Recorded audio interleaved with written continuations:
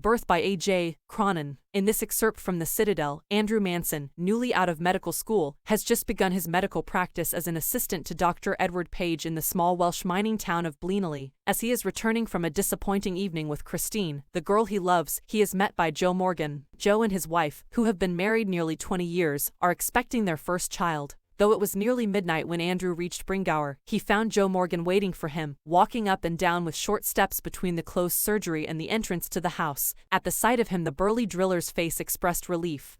Doctor, I'm glad to see you. I've been back and forward here this last hour. The missus wants ye, before time, too. Andrew, abruptly recalled from the contemplation of his own affairs, told Morgan to wait. He went into the house for his bag, then together they set out for number 12 Blaenau Terrace. The night air was cool and deep with quiet mystery. Usually so perceptive, Andrew now felt dull and listless. He had no premonition that this night call would prove unusual, still less that it would influence his whole future in Blaenau. The two men walked in silence until they reached the door of number 12, then Joe drew up short. "I'll not come in," he said, and his voice showed signs of strain. "But, man, I know ye'll do well for us." Inside, a narrow stair led up to a small bedroom, clean but poorly furnished, and lit only by an oil lamp. Here Mrs. Morgan's mother, a tall, gray-haired woman of nearly 70, and the stout, elderly midwife waited beside the patient, watching Andrew's expression as he moved about the room. "Let me make you a cup of tea, Dr. Bach," said the former quickly, after a few moments. Andrew smiled faintly. He saw that the old woman, wise in experience, realized there must be a period of waiting, that she was afraid he would leave the case,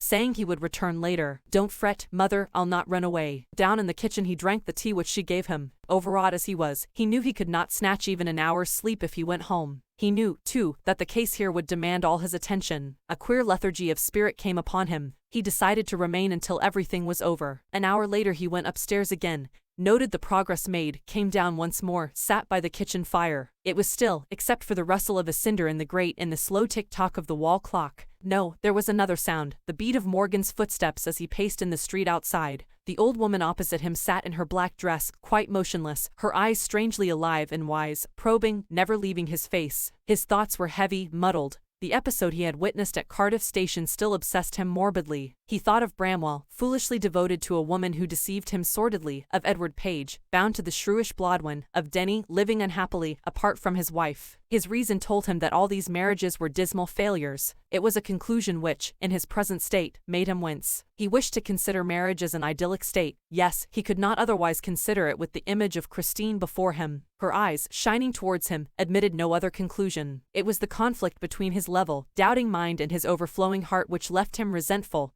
and confused. He let his chin sink upon his chest, stretched out his legs, stared broodingly into the fire. He remained like this so long, and his thoughts were so filled with Christine, that he started when the old woman opposite suddenly addressed him. Her meditation had pursued a different course. Susan said not to give her the chloroform if it would harm the baby. "She's awful set upon this child, Dr. Bach." Her old eyes warmed at a sudden thought. She added in a low tone, "We all are, I fancy." He collected himself with an effort. "It won't do any harm, the anesthetic," he said kindly. "They'll be all right." Here the nurse's voice was heard calling from the top landing. Andrew glanced at the clock, which now showed 3:30. He rose and went up to the bedroom. He perceived that he might now begin his work. An hour elapsed. It was a long, harsh struggle. Then, as the first streaks of dawn strayed past the broken edges of the blind, the child was born, lifeless. As he gazed at the still form, a shiver of horror passed over Andrew. After all that he had promised, his face, heated with his own exertions, chilled suddenly. He hesitated, torn between his desire to attempt to resuscitate the child and his obligation towards the mother, who was herself in a desperate state. The dilemma was so urgent he did not solve it consciously. Blindly, instinctively, he gave the child to the nurse and turned his attention to Susan Morgan, who now lay collapsed, almost pulseless, and not yet out of the ether, upon her side. His haste was desperate, a frantic race against her ebbing strength. It took him only an instant to smash a glass ampule and inject the medicine. Then he flung down the hypodermic syringe and worked unsparingly to restore the flaccid woman. After a few minutes of feverish effort, her heart strengthened. He saw that he might safely leave her. He swung round, in his shirt sleeves, his hair sticking to his damp brow. "Where's the child?" The midwife made a frightened gesture. She had placed it beneath the bed. In a flash Andrew knelt down. Fishing amongst the sodden newspapers below the bed, he pulled out the child. A boy, perfectly formed. The limp, warm body was white and soft as tallow one. The cord, hastily slashed, lay like a broken stem. The skin was of a lovely texture, smooth and tender. The head lolled on the thin neck. The limbs seemed boneless. Still kneeling, Andrew stared at the child with a haggard frown. The whiteness meant only one thing: asphyxia, pallida too.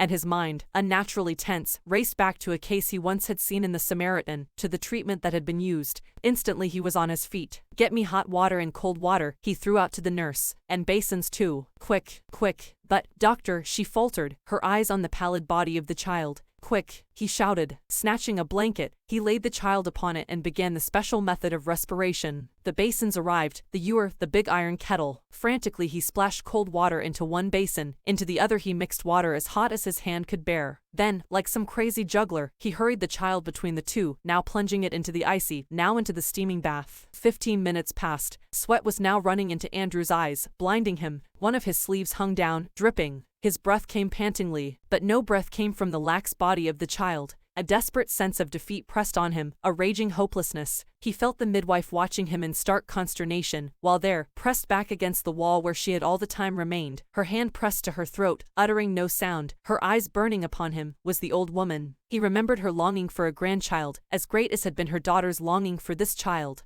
All dashed away now, futile, beyond remedy. The floor was now a draggled mess. Stumbling over a sopping towel, Andrew almost dropped the child, which was now wet and slippery in his hands, like a strange, white fish. "For mercy's sake, doctor," whimpered the midwife. "It's stillborn." Andrew did not heed her. Beaten, despairing, having labored in vain for half an hour, he still persisted in one last effort, rubbing the child with a rough towel, crushing and releasing the little chest with both his hands, trying to get breath into that limp body. And then, as by a miracle, the pygmy chest, which his hands enclosed, gave a short, convulsive heave. Another, and another. Andrew turned giddy. The sense of life, springing beneath his fingers after all that unavailing striving, was so exquisite it almost made him faint. He redoubled his efforts feverishly. The child was gasping now, deeper and deeper. A bubble of mucus came from one tiny nostril, a joyful iridescent bubble. The limbs were no longer boneless. The head no longer lay back spinelessly. The blanched skin was slowly turning pink. Then, exquisitely, came the child's cry. "Dear Father in heaven," the nurse sobbed hysterically. It's come alive." Andrew handed her the child. He felt weak and dazed. About him the room lay in a shuddering litter: blankets, towels, basins, soiled instruments, the hypodermic syringe impaled by its point in the linoleum, the ewer knocked over, the kettle on its side in a puddle of water. Upon the huddled bed the mother still dreamed her way quietly through the anesthetic. The old woman still stood against the wall, but her hands were together, her lips moved without sound. She was praying. Mechanically Andrew wrung out his sleeve, pulled on his jacket. "I'll fetch my bag later, nurse." He went downstairs, through the kitchen into the scullery 3. His lips were dry. At the scullery he took a long drink of water. He reached for his hat and coat. Outside he found Joe standing on the pavement with a tense, expectant face. "All right, Joe," he said thickly. "Both all right." It was quite light, nearly 5 o'clock. A few miners were already in the streets, the first of the night shift moving out. As Andrew walked with them, spent and slow, his footfalls echoing with the others under the morning sky, he kept thinking blindly, oblivious to all other work he had done, and bleanily, "I've done something. Oh, God, I've done something real at last.